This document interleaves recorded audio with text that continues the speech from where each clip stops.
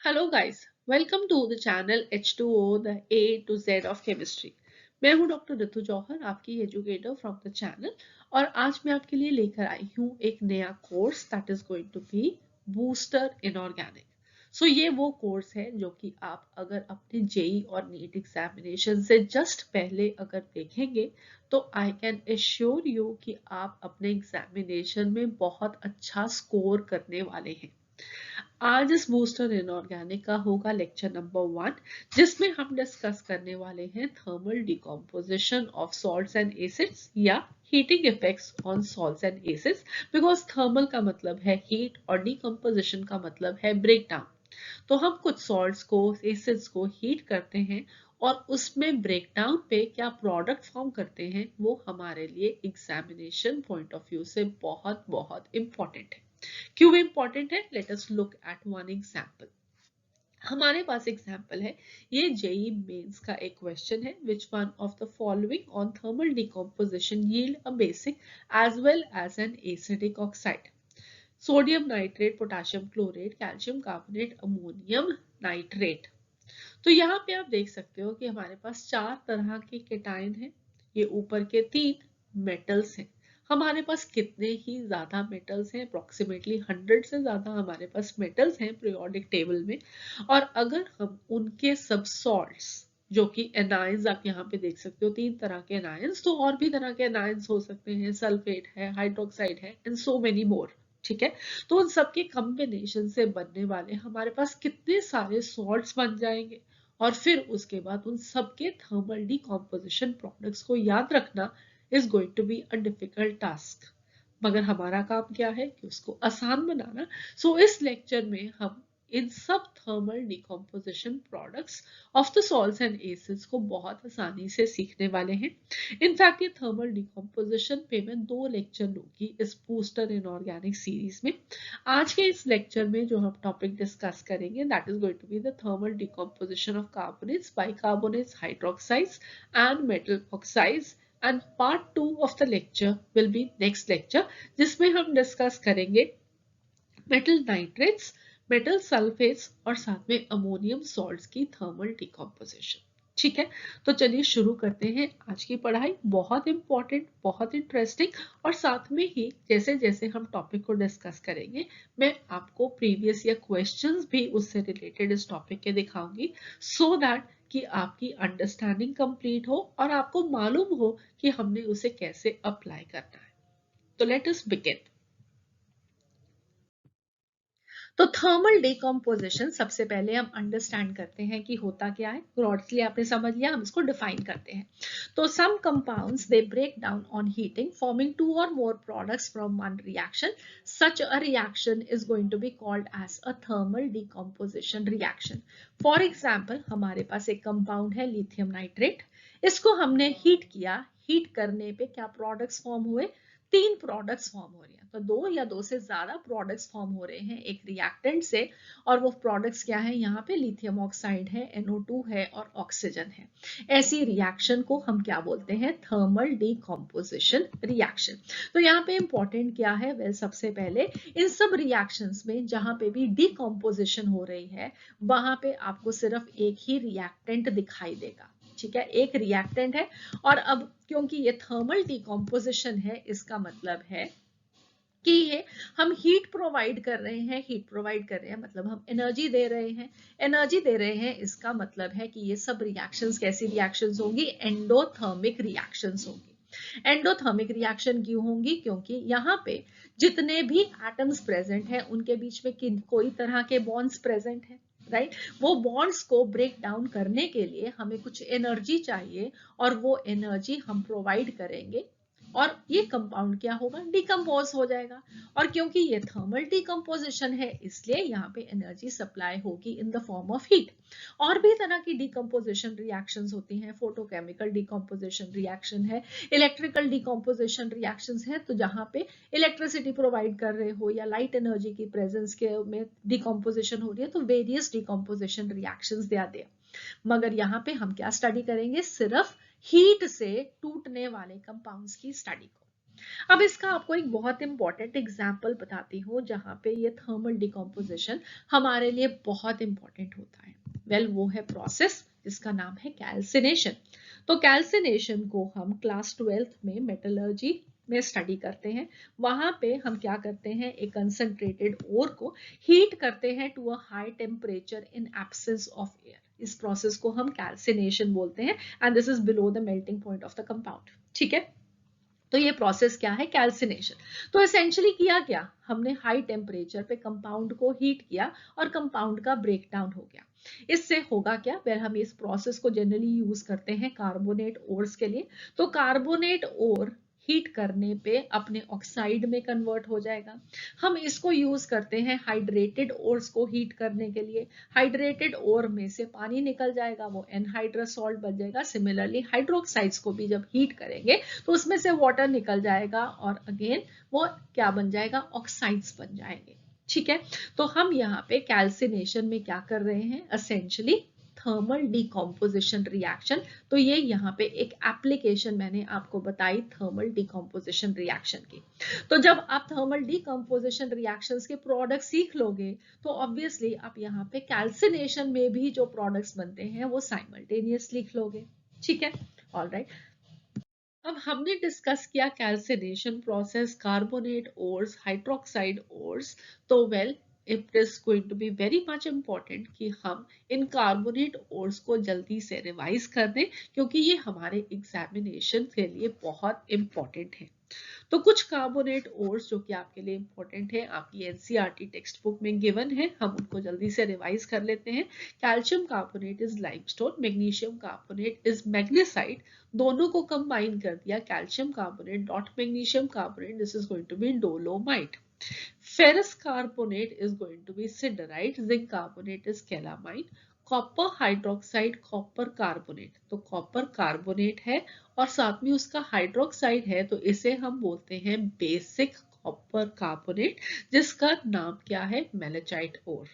फिर उसके बाद हमारे पास है copper hydroxide dot two carbonate और इस ओर का नाम डिफरेंट हो जाएगा, that is going to be azurite. ठीक है, तो एक copper carbonate for one copper hydroxide is malachite, मगर अगर ये दो हो जाएंगे तो that is going to be azurite and then we have lead carbonate that is going to be cerussite. So ये सारे के सारे ओर्स इंपॉर्टेंट है। इनफैक्ट आपकी एनसीईआरटी टेक्स्ट बुक में जितने भी ओर्स गिवन हैं वो आपके लिए बहुत इंपॉर्टेंट है। क्यों इंपॉर्टेंट है, अगर हम इस बारी के जेईई मेंस एग्जामिनेशन को देखें तो फेब्रुअरी एग्जामिनेशन में ऑलमोस्ट हर पेपर में एक ओर से रिलेटेड क्वेश्चन आया है। फॉर एग्जाम्पल आपको एक क्वेश्चन मैं यहाँ पे शेयर करूंगी। ठीक है, but before that one very important thing, हम क्या बात कर रहे हैं, थर्मल डिकम्पोजिशन की। तो मेटल कार्बोनेट्स को जब हम हीट करते हैं तो हमें क्या मिलने वाला है, metal oxide and carbon dioxide gas. तो कार्बन डाइऑक्साइड गैस इवेपोरेट कर जाएगी, हमारे पास आ जाएगा मेटल ऑक्साइड। मेटल हाइड्रोक्साइड को हीट करने पे मेटल ऑक्साइड मिलेगा, वाटर वेपर्स निकल जाएंगे, तो हमारे पास ऑक्साइड आ जाएगा जिसे हम आगे फर्दर यूज करेंगे मेटल को ऑब्टेन करने में फ्रॉम द कंसंट्रेटेड ओर। ठीक है, तो आपके लिए अब ये क्वेश्चन जो इस बारी के जेईई मेंस एग्जामिनेशन में 24 फेब की इवनिंग शिफ्ट में आया। So this is just one of the questions. Almost her paper में फेब्रुअरी वाले सेगमेंट में एक एक क्वेश्चन ओर से रिलेटेड है। तो प्लीज प्लीज डू रिमेम्बर कि आपको इन सब ओर्स को बहुत अच्छे से याद करना है, प्लस मेटलर्जिकल प्रोसेसेस में और भी जितने ओर्स गिवन हैं वो आपको याद करने हैं। तो अगर हम इस क्वेश्चन को देखें तो let us discuss that also. Match list 1 with list 2, और दो लिस्ट है हमारे पास मेटल और ओर्स की। एल्यूमिनियम का ore iron copper zinc with siderite calamine kaolinite and malachite, तो आपको इसको मैच करना है। इनमें से तीन के नाम आपको यहाँ पे ऑलरेडी दिख जाएंगे। Iron is going to be siderite, copper is going to be melachite, zinc is going to be calamine, and obviously aluminium is going to be kaolinite. Okay, और उसका अगर आपको फॉर्मूला याद रखना है, again it is going to be very important. So kaolinite is a form of clay with the formula Al2OH4Si2O5. Okay, so please do remember this very well.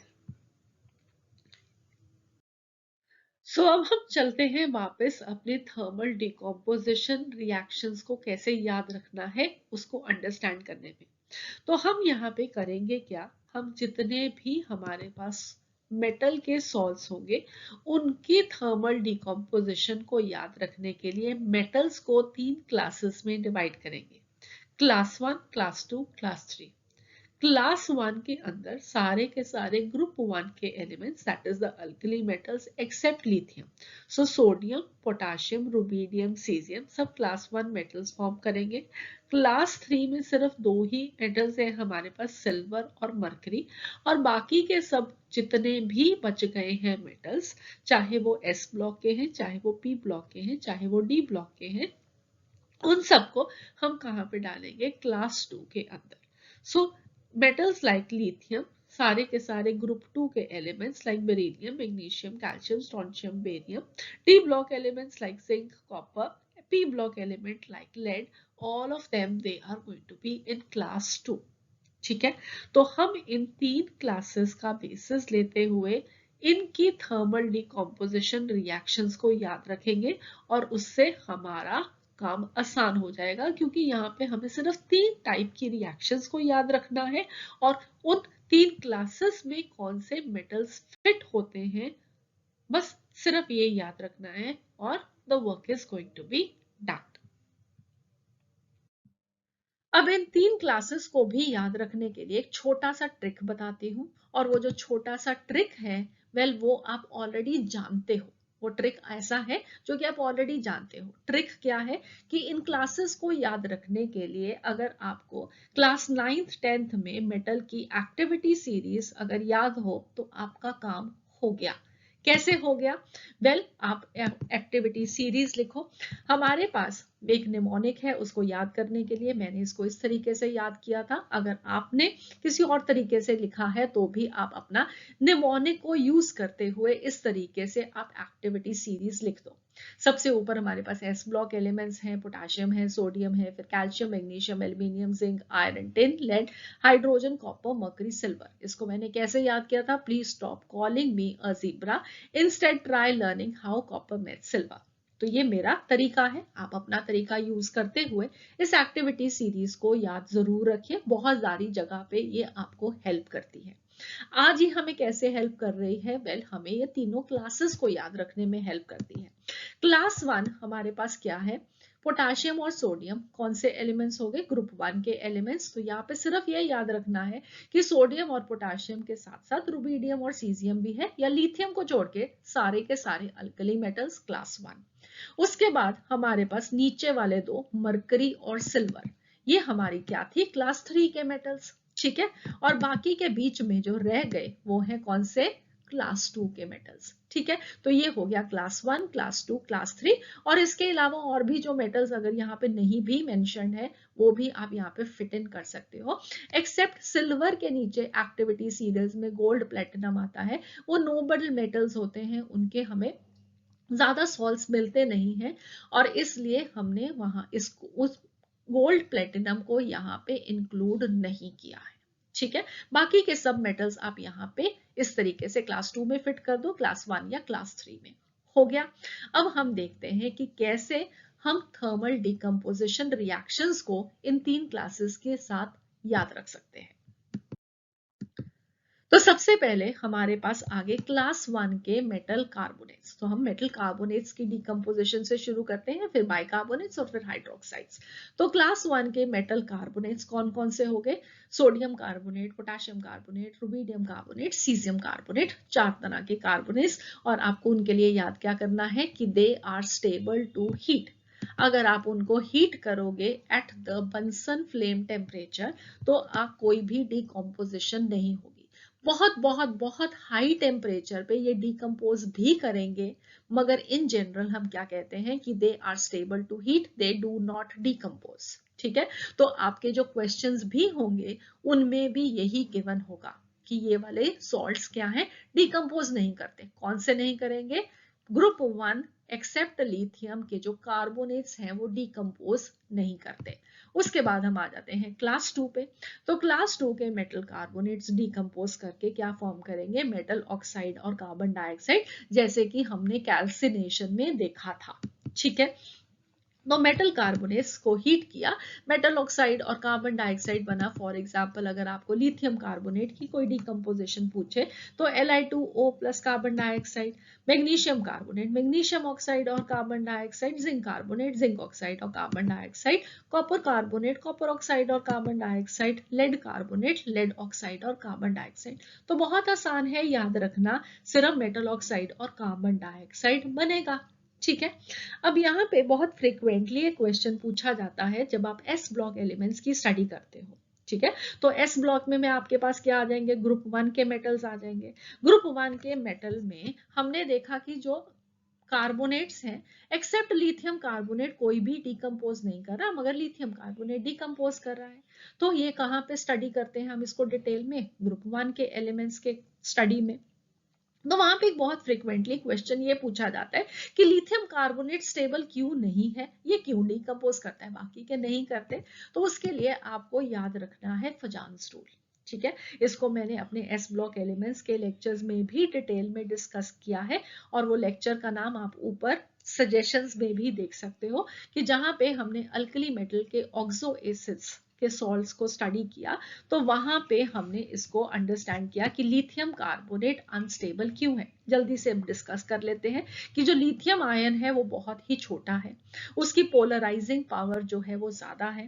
Carbonate ion एक बड़ा anion है, तो वो आसानी से पोलराइज हो जाता है। उसकी वजह से क्या होगा, इस कंपाउंड में एक कोवलेंट करेक्टर आ जाएगा। ठीक है, कोवलेंट करेक्टर आ जाएगा। लिथियम और अगर हम कार्बोनेट लेते हैं, तो अगर मैं इस कार्बोनेट को यहाँ पे सेंटर में कार्बन, यहाँ पे ऑक्सीजन, ऑक्सीजन, कार्बन, इस तरीके से बना दूं, तो इन दोनों के बीच में आप इमेजिन करो कि पोलराइजिंग पावर बड़ी होने की वजह से इनमें एक कोवलेंट करेक्टर आ गया, इन दोनों का जो बॉन्ड है वो स्ट्रॉन्ग हो गया।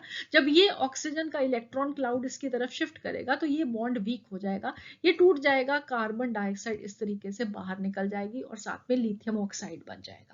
ठीक है, तो ये किसकी वजह से हुआ, लिथियम के छोटे साइज की वजह से। बाकी सारे क्यों नहीं फॉर्म करते, क्योंकि आप सब जानते हो कि alkali metals largest in the periodic table होते हैं, अपने हर एक पीरियड में सबसे बड़े साइजेस होते हैं, इसलिए उनकी पोलराइजिंग पावर कैटायंस की सबसे कम होती है, और इसलिए हम देखते हैं कि ग्रुप 1 के जो मेटल कार्बोनेट्स हैं वो सबसे ज्यादा स्टेबल है। ऑलराइट, और यहाँ पे एक और चीज जो आप याद रख सकते हो, क्योंकि हम स्टेबिलिटी की बात कर रहे हैं, तो जैसे जैसे कैटायन का साइज बड़ा होगा वैसे वैसे स्टेबिलिटी बढ़ती जाएगी, क्योंकि कैटायन की पोलराइजिंग पावर कम होती जाएगी। तो अगर आपको कोई ये पूछे कि मैग्नीशियम कार्बोनेट और कैल्शियम कार्बोनेट में से ज्यादा स्टेबल कौन सा है, तो कैल्शियम कार्बोनेट है। डाउन द ग्रुप कार्बोनेट्स की स्टेबिलिटी इंक्रीज करेगी। ठीक है, इसीलिए लिथियम कार्बोनेट कम स्टेबल है, down the group stability increase करेगी। ऑलराइट, तो ये कुछ क्वेश्चंस हैं जो एग्जामिनेशन में आते हैं और आपको अच्छे से उनकी समझ होनी चाहिए। स्टेबिलिटी ऑर्डर्स अगेन मैंने इनको अपने एस ब्लॉक एलिमेंट्स के लेक्चर्स में भी डिटेल में डिस्कस किया है। So polarizing power is going to be directly proportional to charge density, और charge density क्या होगा, charge upon size। तो polarizing power charge के directly proportional है। जैसे जैसे charge बढ़ता है, जैसे कि अगर सोडियम आयन है, मैग्नीशियम है, मैग्नीशियम के बाद एल्यूमिनियम है, तो हम अगर देखेंगे कि चार्ज जैसे जैसे बढ़ेगा वैसे वैसे कोवलेंट कैरेक्टर बढ़ेगा, पोलराइजिंग पावर कैटायन की बढ़ेगी, और जैसे जैसे साइज छोटा होगा वैसे वैसे पोलराइजिंग पावर ज्यादा होगी। ठीक है, ऑलराइट, अब नेक्स्ट हम आ जाते हैं क्लास 3 पे। तो क्लास 1 वाले मेटल कार्बोनेट्स डिकम्पोज किए नहीं थे, क्लास 2 वाले मेटल कार्बोनेट्स ने डिकम्पोज करके ऑक्साइड और कार्बन डाइऑक्साइड फॉर्म किया था, और क्लास 3 के मेटल कार्बोनेट्स भी डिकम्पोज करते हैं, मगर इस केस में वो फॉर्म करेंगे मेटल ऑक्सीजन और कार्बन डाइऑक्साइड। ठीक, तो हमारे पास मेटल कार्बोनेट कौन कौन से यहाँ पे मेटल्स होने वाले हैं, एक सिल्वर, एक मर्करी। तो हम देखेंगे कि सिल्वर कार्बोनेट को हम हीट करेंगे तो वो फॉर्म करेगा सिल्वर, ऑक्सीजन और कार्बन डाइऑक्साइड। तो एसेंशियली यहाँ पे हुआ क्या, वेल हमने देखा था कि क्लास 2 के अंदर हमारे पास बना था मेटल का ऑक्साइड, राइट। तो अगर हम सिल्वर कार्बोनेट को देखें और हमारे पास सिल्वर का ऑक्साइड बनाएं तो ये बनेगा Ag2O, मगर ये भी अभी अनस्टेबल है। और क्या होगा, सिल्वर और मरकरी के केस में ये जो ऑक्साइड है वो भी ब्रेक डाउन कर जाएगा, मेटल और ऑक्सीजन बनेगा, और कार्बोनेट था तो कार्बन डाइऑक्साइड बनेगा। तो आप इसको एक सब क्लास की तरह भी याद रख सकते हो कि क्लास 3 में सिल्वर और मरकरी के जो ऑक्साइड्स बनेंगे वो आगे फर्दर मेटल और ऑक्सीजन में उनका ब्रेकडाउन हो जाएगा और साथ में कार्बन डाइऑक्साइड। तो सिमिलरली आप देखोगे कि मर्करी कार्बोनेट में भी मर्करी प्लस ऑक्सीजन और कार्बन डाइऑक्साइड बनेगा। ठीक है, तो इस तरीके से आपको 3 रिएक्शंस को याद करते हुए, 3 रिएक्शंस भी नहीं, रिएक्शंस तो हमने सिर्फ 2 ही याद की। पहली क्लास में तो मेटल कार्बोनेट्स थे ही, स्टेबल, ब्रेकडाउन हुआ ही नहीं। तो हमने कार्बोनेट सारे के सारे, कोई भी पूछ ले, चाहे वो पढ़ा था या नहीं पढ़ा था, आप उसका आंसर लिख सकते हो। गुड। सो अब एक और इम्पॉर्टेंट चीज, कैटायंस में हमने अमोनियम आयंस को भी देखा था। तो अमोनियम कार्बोनेट का जब ब्रेक डाउन होगा तो वो फॉर्म करेगा ammonia plus water plus carbon dioxide. अब अमोनियम सॉल्ट्स को हीट करने पर क्या बनता है, उसके लिए भी मैं एक सेपरेट लेक्चर पुट करूंगी, सो दैट कि आप याद रख सकें कि अमोनियम के सॉल्ट्स में क्या प्रोडक्ट्स फॉर्म होते हैं। वो भी हम one of the lectures on thermal decomposition study करेंगे, तो ये भी आपको बहुत आसानी से याद हो जाएगा। ठीक है, नेक्स्ट हम चलते हैं बाइकार्बोनेट्स पे। तो बाइकार्बोनेट्स तो बहुत ही आसान है। क्यों? क्योंकि सारे के सारे बाइकार्बोनेट्स के लिए आपको सिर्फ एक ही रिएक्शन याद रखनी है। सारे के सारे बाइकार्बोनेट्स डिकम्पोज करके कार्बोनेट्स फॉर्म करेंगे और साथ में वाटर और कार्बन डाइऑक्साइड फॉर्म करेंगे। कोई भी आप बाइकार्बोनेट ले लो, ठीक है। अब metal bicarbonates, therefore on heating metal carbonate, carbon dioxide और वाटर ही फॉर्म करना है। या आप देख सकते हो एग्जाम्पल में सोडियम बाइकार्बोनेट को हीट किया तो सोडियम कार्बोनेट बना, कार्बन डाइऑक्साइड बना और वाटर बना। और ये वन ऑफ द रिएक्शंस हैं जो कि हम सॉल्वेज प्रोसेस में स्टडी करते हैं जब हम वॉशिंग पाउडर या वॉशिंग सोडा का सिंथेसिस याद करते हैं। तो ये अगेन आप लोगों को वहां पे सेपरेटली एक रिएक्शन नहीं याद करनी पड़ेगी, क्योंकि आपको हमेशा क्या याद रहेगा कि अगर कोई भी बाइकार्बोनेट आ गया तो उससे कार्बन डाइऑक्साइड वाटर के साथ साथ मेटल का कार्बोनेट ही बनेगा। और बहुत इंटरेस्टिंगली, एक मिनट पहले अगर हम इसको सिर्फ बाइकार्बोनेट आयन के टर्म्स में देखेंगे तो ये बाइकार्बोनेट आयन है जो कि ब्रेक कर रहा है कार्बोनेट आयन, कार्बन डाइऑक्साइड और वाटर। तो अगेन क्यों हुआ ये? क्योंकि ये एक लार्ज एनायन था, पोलराइजिंग पावर केटायन की उसको ब्रेक कर देती है इनटू स्मॉलर एनायन, साथ में कार्बन डाइऑक्साइड और वाटर। तो ये सारे जितने भी सॉल्ट्स ब्रेक डाउन कर रहे हैं उसमें आप केटायन की पोलराइजिंग पावर और एनायन की पोलराइजेबिलिटी के बेसिस पे अंडरस्टैंड उसको कर सकते हो।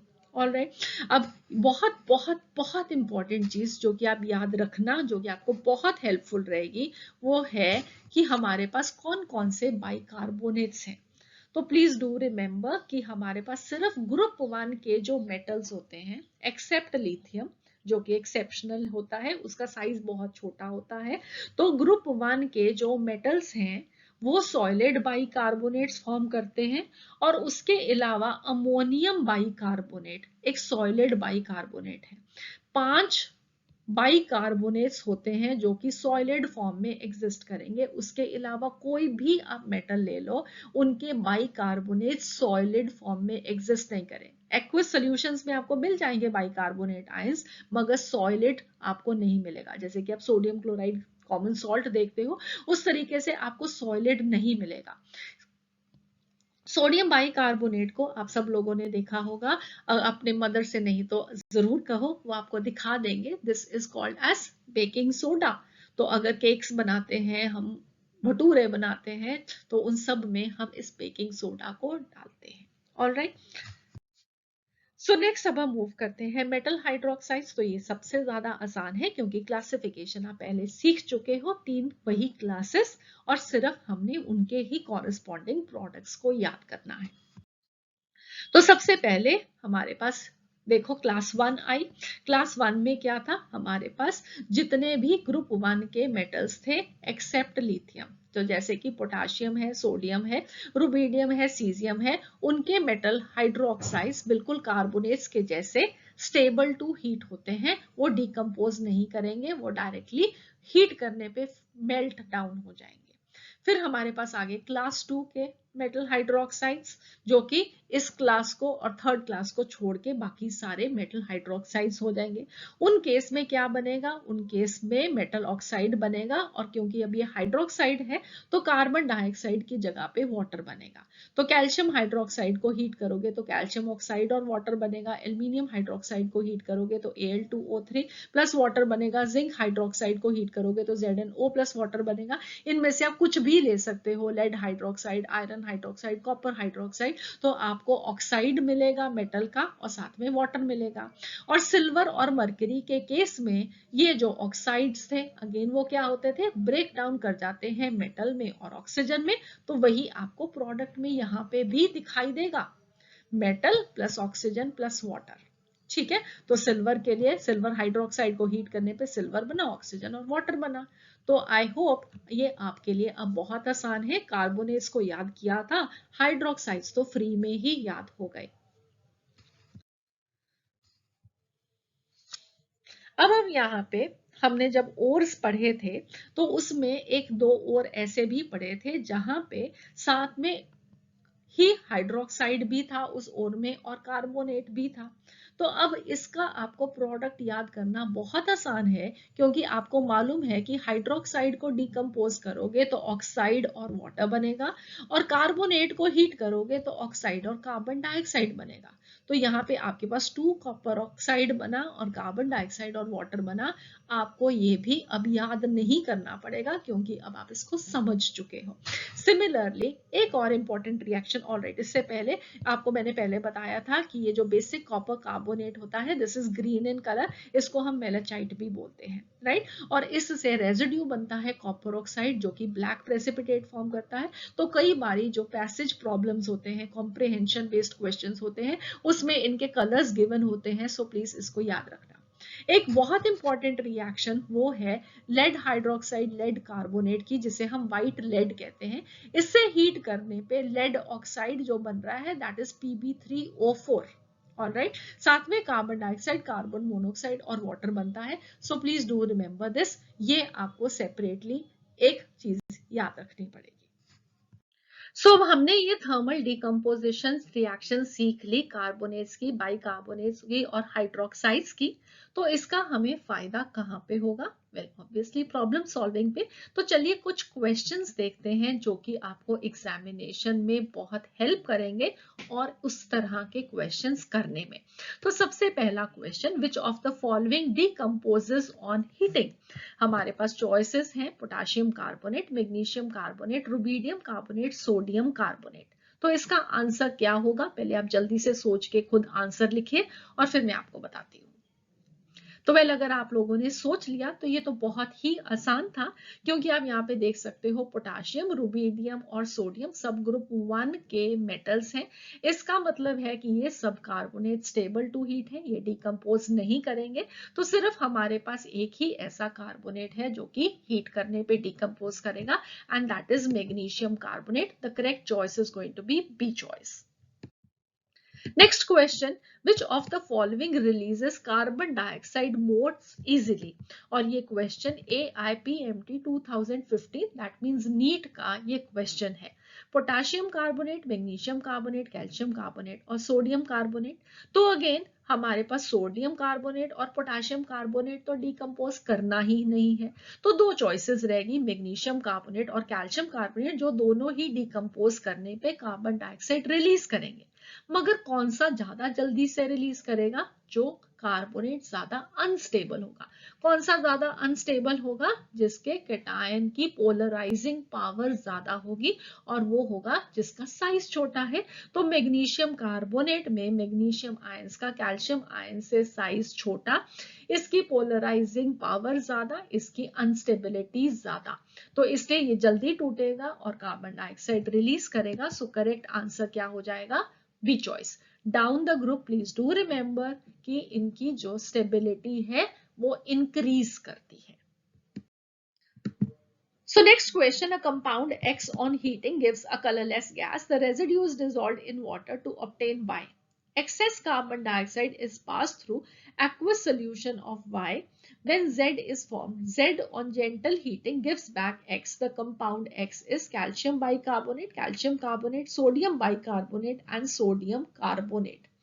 तो यहाँ पे क्या आंसर होगा, पहले आप खुद से सोचिए, ट्राई कीजिए और फिर उसके बाद इसका सोल्यूशन डिस्कस करेंगे। सो इसमें जो करेक्ट ऑप्शन है वो है बी चॉइस। कैसे है बी चॉइस? वेल, इसके जो रिएक्शंस हैं वो आप देख सकते हो कि कैल्शियम कार्बोनेट कंपाउंड एक्स है, इसको जब हम हीट करेंगे तो कैल्शियम ऑक्साइड बनेगा, आपने अभी सीखा, साथ में उसके कार्बन डाइऑक्साइड बनेगी जो कि कलरलेस गैस है। कैल्शियम ऑक्साइड को हमने किस में डाला? पानी में डाला, पानी में डालने पे वाई बना। वाई क्या है? यहाँ पे कैल्शियम हाइड्रोक्साइड, जिसको हमने एक्सेस कार्बन डाइऑक्साइड के साथ ट्रीट किया तो ये बना कैल्शियम बाइकार्बोनेट।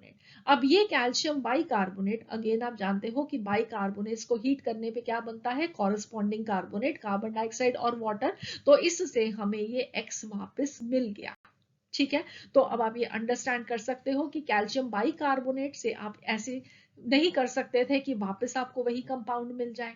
ठीक है, तो ये आपको कैल्शियम कार्बोनेट से ही मिलेगा। तो अगर ये सोडियम कार्बोनेट होता तो ये डिकम्पोज ही नहीं करता, इसलिए यहाँ पे जो करेक्ट चॉइस बनेगी वो है कैल्शियम कार्बोनेट।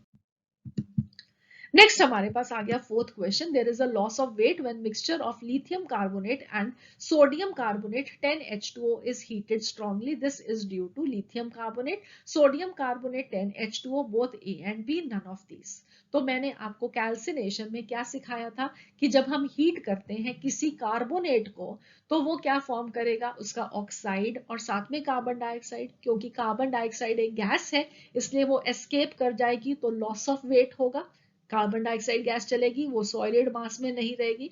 और साथ ही में कैल्सिनेशन में हमने ये भी सीखा था कि अगर कहीं पे भी वाटर ऑफ क्रिस्टलाइजेशन प्रेजेंट है, हाइड्रेटेड सॉल्ट है, तो वो वाटर भी लूज करेगा। अब अगर वो वाटर लूज करेगा तो ये भी वाटर वेपर की तरह जाएगा, तो अगेन यहाँ पे मास का लॉस होगा। सोडियम कार्बोनेट आगे तो ब्रेक डाउन नहीं कर रहा मगर ये वाटर का लॉस हो रहा है, यहाँ पे कार्बन डाइऑक्साइड का मास में से लॉस होगा, तो दोनों ही केसेस में मास लॉस होगा और देयरफॉर करेक्ट ऑप्शन क्या होगी? सी चॉइस। सो ये आप यहाँ पे रिएक्शंस भी देख सकते हो, lithium carbonate on heating will give us lithium oxide and carbon dioxide, ये एस्केप कर जाएगी। और sodium carbonate 10H2O, sodium carbonate decompose नहीं करेगा but this will be a loss of water. Next question है, which sequence of reactions shows correct chemical relationship between sodium and its compounds? Na plus O2 forming Na2O, HCl, NaCl बना, carbon dioxide डाला, sodium carbonate बना और Na उसके बाद heat करने पे बना। इस तरीके से यहाँ पे 4 रिएक्शंस गिवन है और आपको बताना है कि कौन सा सीरीज ऑफ रिएक्शंस सही है। तो वेल आपने ये सारी रिएक्शंस हो सकता है अभी तक पढ़ ली हो सकता है ना पढ़ी हो, मगर आज के इस लेक्चर के बेसिस पे भी आप यहाँ पे करेक्ट चॉइस चूज कर सकते हैं। कैसे चूज कर सकते हैं? वेल, अगर आप पहली रिएक्शन देखोगे, इसमें सोडियम कार्बोनेट को हीट करने पे सोडियम मिल रहा है, तो क्या सोडियम कार्बोनेट को हीट करने पे कुछ मिलेगा? नहीं मिलेगा, ये तो स्टेबल टू हीट है, तो ये ऑप्शन नहीं हो सकती। सिमिलरली ये भी नहीं हो सकती और सिमिलरली ये भी नहीं हो सकती, इसलिए करेक्ट ऑप्शन क्या बनेगी? D choice. तो आज के इस स्टडी के बेसिस पे भी हमें करेक्ट आंसर मिला, मगर हमारा काम सिर्फ आपको उतना ही सिखाना नहीं है, पूरा सिखाना है, तो हम डी चॉइस की इन सब रिएक्शंस को भी जल्दी से देख लेते हैं। तो आंसर क्या है? D choice. और रिएक्शंस, सोडियम को जब हम वाटर के साथ रिएक्शन कराते हैं तो सोडियम मेटल है, वाटर के साथ एक्सप्लोसिव रिएक्शन होता है, हाइड्रोक्साइड फॉर्म करेगा, ये अपना साथ में हाइड्रोजन गैस इवॉल्व होगी, ये एक एक्सप्लोसिव रिएक्शन है। NaOH को जब हम कार्बन डाइऑक्साइड के साथ रिएक्ट कराएंगे तो ये एक बेस है, ये एक एसिडिक ऑक्साइड है। और जब भी हमारे पास NaOH है तो हमेशा ये क्या है? NaOH aqueous. ठीक है। और एक्वस का मतलब क्या होता है कि इसमें साथ में वाटर भी प्रेजेंट है। इसमें हमने कार्बन डाइऑक्साइड को पास कराया, तो ये एक एसिडिक ऑक्साइड है। ये वाटर में डिसॉल्व करके क्या फॉर्म करेगी, H2CO3 कार्बोनिक एसिड। तो ये हो गया हमारे पास एक एसिड और एक बेस। एसिड और बेस मिलके क्या फॉर्म करते हैं, सॉल्ट प्लस वाटर। तो ये क्या फॉर्म करेंगे, Na2CO3 प्लस वाटर। तो ये हमारे पास ये रिएक्शन बन जाएगी। ठीक है। अब Na2CO3 एक सॉल्ट है, कैसा सॉल्ट है, एक स्ट्रॉन्ग बेस NaOH का और एक वीक एसिड H2CO3 का, राइट। तो ये कैसा सॉल्ट है, ये एक अल्कलाइन सॉल्ट है, राइट। और एक अल्कलाइन सॉल्ट एसिड के साथ रिएक्ट करके क्या फॉर्म करेगा, अगेन एक सॉल्ट फॉर्म करेगा, साथ में वाटर बनेगा और कार्बन डाइऑक्साइड बनेगा। तो यहाँ पे जो सॉल्ट बनेगा वो एक स्ट्रॉन्ग एसिड बेस्ड सॉल्ट बनेगा NaCl, जो कि एक न्यूट्रल सॉल्ट है। अब अगर हम सोडियम क्लोराइड को मोल्टन फॉर्म में लेते हैं, जो कि यहाँ पे गिवन है, ये मोल्टन है, तो इसका जब हम इलेक्ट्रोलिसिस करेंगे तो सोडियम आयंस और क्लोराइड आयंस में ब्रेक करेगा, जो कि कैथोड पे हमें सोडियम देगा और एनोड पे हमें क्लोरीन गैस देगा। तो ये हमारे पास ये रिएक्शंस है जो कि करेक्ट है। सो फाइनली अब हम उस लास्ट क्वेश्चन पे आए जो कि हमारा पहला क्वेश्चन था।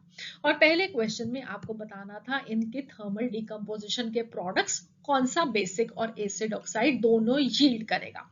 तो ए, बी और डी चॉइसेस को अभी हमने स्टडी नहीं किया है, आने वाले लेक्चर्स में डेफिनेटली स्टडी करेंगे, तो आपको इनके प्रोडक्ट्स भी याद करने बहुत आसान हो जाएंगे। मगर सी वाला तो हमने आज सीख लिया है, तो इसके प्रोडक्ट्स पहले देखते हैं, क्योंकि यही इसका करेक्ट आंसर भी है। तो सी चॉइस इसका करेक्ट आंसर है। और कैल्शियम कार्बोनेट फॉर्म करता है हीट करने पे कैल्शियम ऑक्साइड और कार्बन डाइऑक्साइड। कैल्शियम ऑक्साइड एक बेसिक ऑक्साइड है और कार्बन डाइऑक्साइड एक एसिडिक ऑक्साइड है। तो ये इसका करेक्ट आंसर होगा। इसका मतलब ये नहीं है कि हम इन तीनों को नहीं सीखेंगे, डेफिनेटली आने वाले लेक्चर्स में जरूर सीखेंगे, ठीक है। मगर ये अब हम जानते हैं कि कैल्शियम कार्बोनेट एक बेसिक और एसिड ऑक्साइड दोनों देगा on thermal decomposition. So next अब हम मूव करते हैं थर्मल डिकम्पोजिशन ऑफ ऑक्साइड्स, जो कि हमारा आज का लास्ट टॉपिक है। अगेन ये थर्मल डिकम्पोजिशन ऑफ ऑक्साइड्स के लिए जो क्लासिफिकेशन है मेटल्स की, that is going to remain the same. हमारे पास वही तीन क्लासेस हैं, क्लास 1, क्लास 2, क्लास 3। क्लास 1 के अंदर ग्रुप 1 के elements, that is the alkali metals except lithium. बाकी के सब elements are going to go in class 2 except for class 1 and class 3, जो कि क्लास 3 हमारा क्या है, सिल्वर और मरकरी। ठीक, I hope this is clear. और इसको याद करने के लिए हमने क्या किया था, अगेन वो निमोनिक, वो ट्रिक, तो वापस उस पर चलते हैं।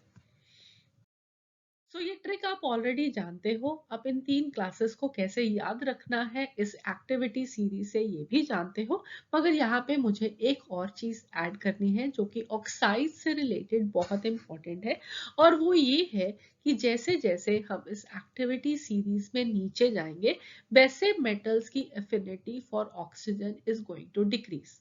अभी के लिए आप इसको याद रखिए और फिर मैं आपको इसको एक्सप्लेन करूंगी कि कैसे हम ये प्रूव करते हैं कि affinity of metals for oxygen decreases down the activity series, और ये क्यों हमारे लिए इंपॉर्टेंट है।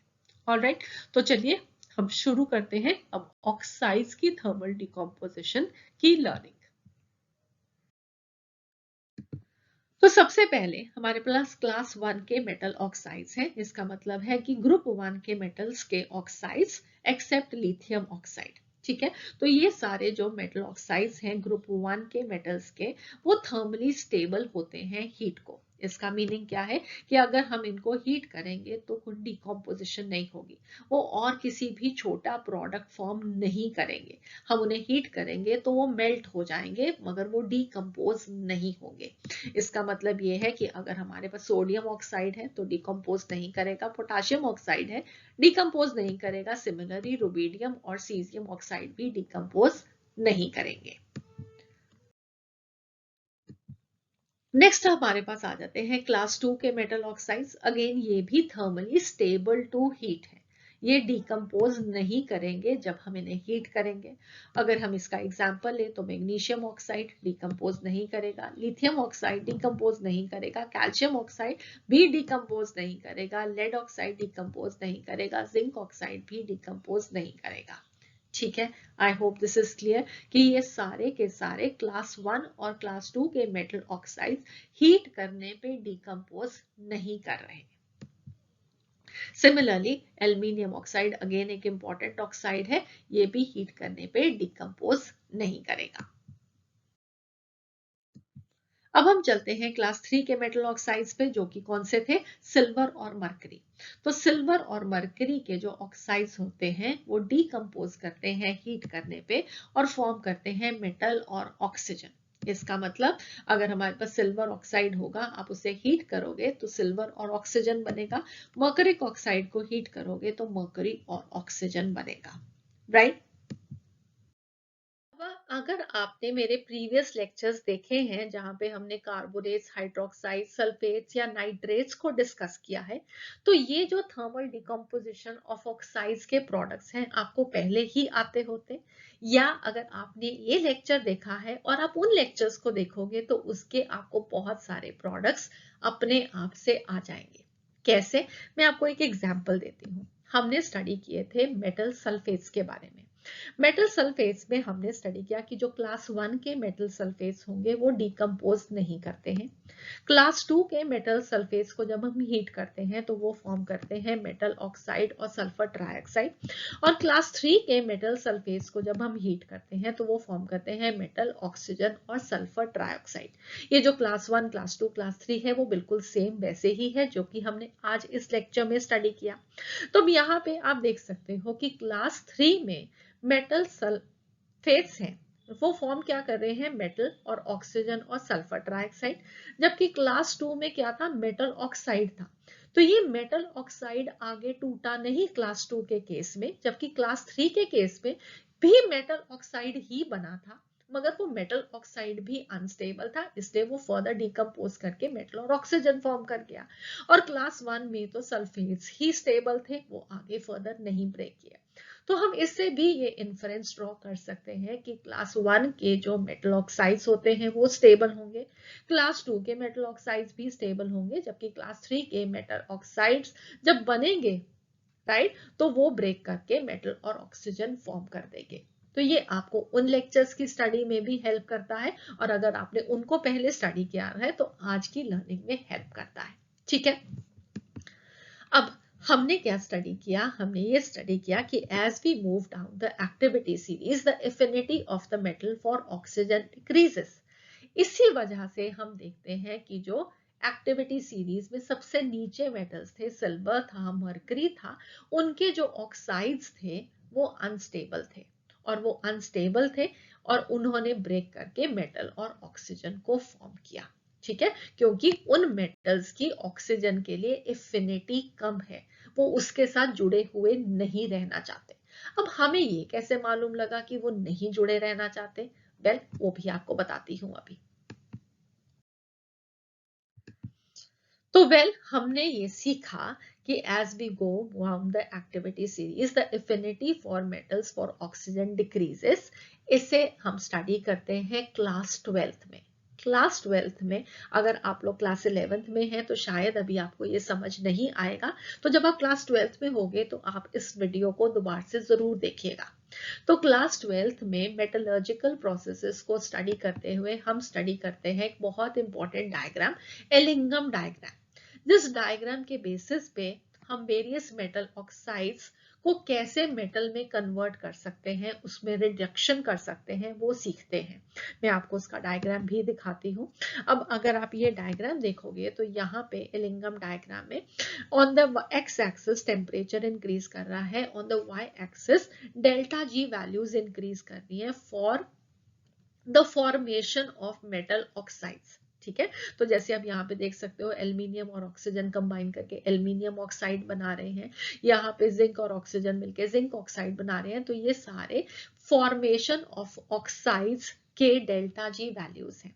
अब ये नेगेटिव से पॉजिटिव जा रही है, इसका मतलब क्या हुआ कि जितना हम वाई एक्सिस पे ऊपर जा रहे हैं ये रिएक्शंस उतनी नॉन स्पॉन्टेनियस हो रहे हैं, क्योंकि हम ये जानते हैं कि डेल्टा जी की वैल्यू जितनी ज्यादा नेगेटिव होती है उतना वो रिएक्शन ज्यादा फेवरेबल होता है, उतना ज्यादा स्पॉन्टेनियस होता है। इसका मतलब है अगर हम सबसे ऊपर चले जाएं जहां पे आप सिल्वर और ऑक्सीजन कंबाइन करके सिल्वर ऑक्साइड फॉर्म कर रहे हैं और मर्करी और ऑक्सीजन कंबाइन करके मर्करी ऑक्साइड फॉर्म कर रहे हैं, तो इसका मतलब है कि इनकी वैल्यूज बहुत हाई डेल्टा जी वैल्यूज है, पॉजिटिव साइड पे जा रहे हैं। तो इसका मतलब है कि ये रिएक्शन सबसे अनफेवरेबल है, या अगर हम कहें कि ऑपोजिट रिएक्शन जो रिवर्स रिएक्शन होगी कि सिल्वर ऑक्साइड से सिल्वर और ऑक्सीजन बनाना सबसे ज्यादा फेवरेबल हो जाएगा इन सब की कंपैरिजन में। इसीलिए हमें एलिंघम डायग्राम से ये मालूम लगता है कि जो सिल्वर ऑक्साइड है और मर्करी ऑक्साइड है उससे सिल्वर और मर्करी मेटल्स को पाना ज्यादा आसान है। ठीक है, I hope this is clear. और इन मेटल्स की ऑक्सीजन के साथ एफिनिटी कम है। जैसे जैसे हम ऊपर जा रहे हैं इस डायग्राम में हम देख रहे हैं कि मेटल्स की ऑक्सीजन के साथ एफिनिटी कम हो रही है और सिल्वर और मरकरी एक्टिविटी सीरीज जो हमने बनाई थी उसके अकॉर्डिंगली सबसे नीचे थे, और यहाँ पे एलिंगम डायग्राम में आप देख रहे हो ये सबसे ऊपर है। इनका मतलब यही है कि इन मेटल्स की active affinity for oxygen is decreasing. ठीक है, I hope this is clear. ये आपका एलिंगम डायग्राम का छोटा सा रिविजन है। तो जब हम हीट करते हैं जिंक ऑक्साइड को होता क्या है कि उसमें से हीट करने पे थोड़ा अमाउंट ऑफ ऑक्सीजन जो है वो इवेपोरेट कर जाता है। इवेपोरेट कर जाएगा, ऑक्सीजन चला जाएगा, सारे का सारा नहीं, बस थोड़ा सा अमाउंट, और जितना वो चला जाएगा उसके रिलेटेड जितने भी जिंक आयंस हैं वो पीछे रह जाएंगे, और साथ में न्यूट्रलिटी को मेंटेन करने के लिए इलेक्ट्रॉन्स भी वही रह जाएंगे।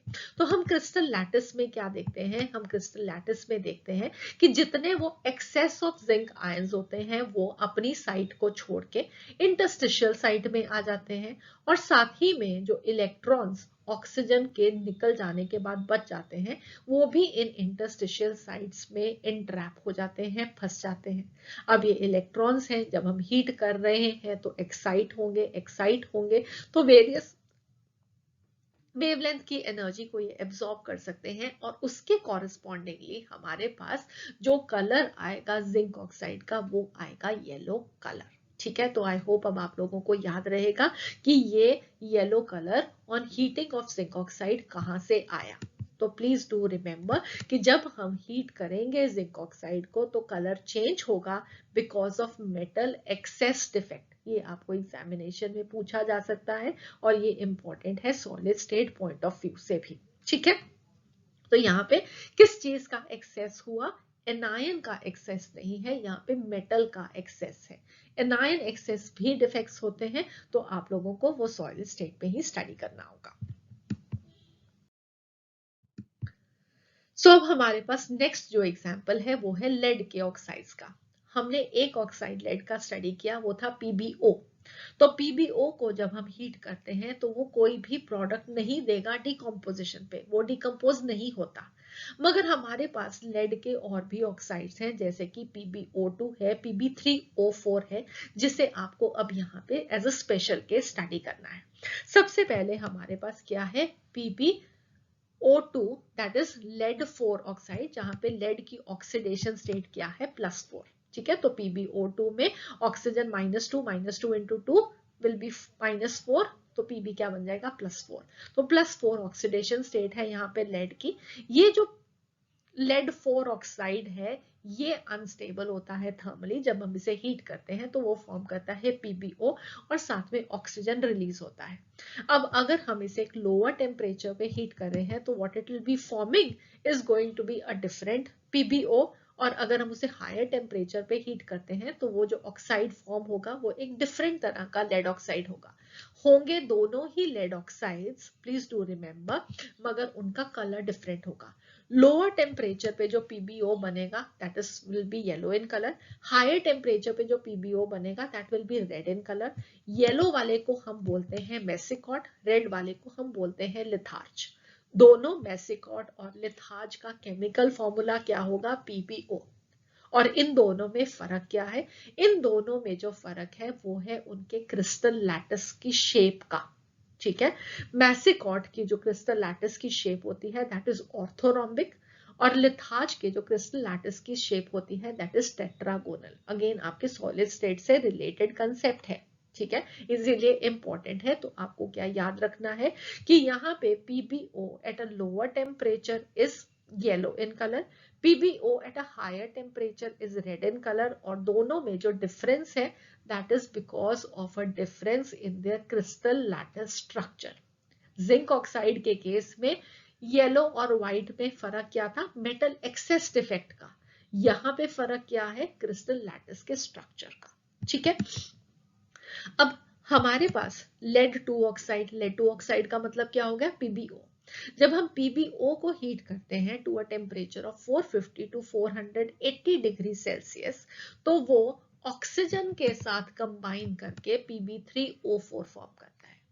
बाकी की सब डिकम्पोजिशन रिएक्शंस में आप स्टडी क्या कर रहे हो? सिर्फ एक ही रिएक्टेंट डिकम्पोज करने पे क्या प्रोडक्ट फॉर्म करता है। मगर यहाँ पे जब हम लेड ऑक्साइड को 450 टू 480 डिग्री सेल्सियस पे in presence of oxygen heat कर रहे हैं, तो हमारे पास क्या बन रहा है? Pb3O4, जिसे आप क्या बोलोगे? ट्राई प्लम्बिक टेट्राऑक्साइड, और इसका कॉमन नेम है रेड लेड, ठीक है। तो 3 नाम आपने याद किए, PbO येलो कलर वाला मैसिकॉट, PbO रेड कलर वाला लिथार्ज, और Pb3O4 रेड लेड कहते हैं, राइट।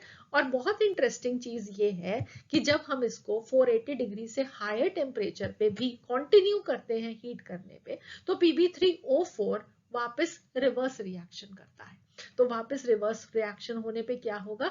Pb3O4 को हम हीट करेंगे तो फिर से बन जाएगा PbO और O2, ठीक है। तो Pb3O4 से बना PbO और O2। समझ में आया? इसका मतलब ये है कि अगर आप PbO2 को हीट करोगे तो भी PbO और O2 बनेगा, और Pb3O4 को हीट करोगे तो भी PbO और O2 बनेगा, ठीक। I hope this is clear. और PbO का डिकम्पोजिशन प्रोडक्ट कोई नहीं है। अगर आप सिर्फ इसको हीट कर रहे हो इन एब्सेंस ऑफ ऑक्सीजन तो ये डिकम्पोज नहीं हो रहा, ठीक है। सो प्लीज डू रिमेंबर, बहुत इंपॉर्टेंट है कि आप ये याद रखो कि PbO के हीटिंग पे जो चेंज हो रहा है कलर का, ये येलो और रेड का कलर का जो चेंज है that is because of the structure of crystal lattice difference, ठीक है। तो इनके लैटिस का स्ट्रक्चर डिफरेंट है, इसलिए इनके कलर में डिफरेंट है। ऑक्साइड से रिलेटेड जो हमने हीटिंग इफेक्ट्स को स्टडी करना था, उसमें जो कुछ भी क्लास 12th और क्लास 11th की स्टडी में से आपको मैं समझा सकती थी, यहाँ पे डिस्कस कर सकती थी, मैंने किया। सो आई होप ये आप लोगों के लिए हेल्पफुल रहेगा। अब बिफोर वी फिनिश, यहाँ पे 2-3 क्वेश्चन है, हम उनको जल्दी से देख लेते हैं सो दैट कि आपका ये लेक्चर रिवाइज भी हो जाए और आपको इसके इंपॉर्टेंट पॉइंट्स हमेशा याद रहे। तो सबसे पहला क्वेश्चन है, which of the following compounds will yield a metal on heating? It is calcium oxide, silver oxide, sodium oxide और जिंक ऑक्साइड। तो आई होप अब आप लोगों को ये आसान लगना चाहिए कि आपको सिर्फ कौन सा मालूम होना चाहिए कि ये कौन सी क्लास का मेटल है। कैल्शियम क्लास 2 का मेटल है, सिल्वर क्लास 3 का मेटल है, सोडियम क्लास 1 का मेटल है और जिंक क्लास 2 का मेटल है। सिर्फ क्लास 3 के मेटल ऑक्साइड्स हीट करने पे मेटल देंगे। तो यहाँ पे क्लास 3 का मेटल कौन सा है? सिल्वर। सो करेक्ट आंसर क्या होगा? बी। नेक्स्ट क्वेश्चन है, the white zinc oxide turns yellow on heating because of Frenkel defect, metal excess defect, metal deficiency defect, Schottky defect. तो ये सब आपको सॉलिड स्टेट में जरूर आने चाहिए, बहुत बहुत इंपॉर्टेंट डिफेक्ट्स है। मगर हमने यहाँ पे कौन सा पढ़ा है? वेल, हमने पढ़ा है जिंक ऑक्साइड का effect is going to be metal excess defect. जब हम इसे हीट करते हैं तो वो येलो कलर का क्यों हो जाता है? Because of the excess of zinc ions, ठीक है। सो करेक्ट आंसर क्या हो जाएगा? बी।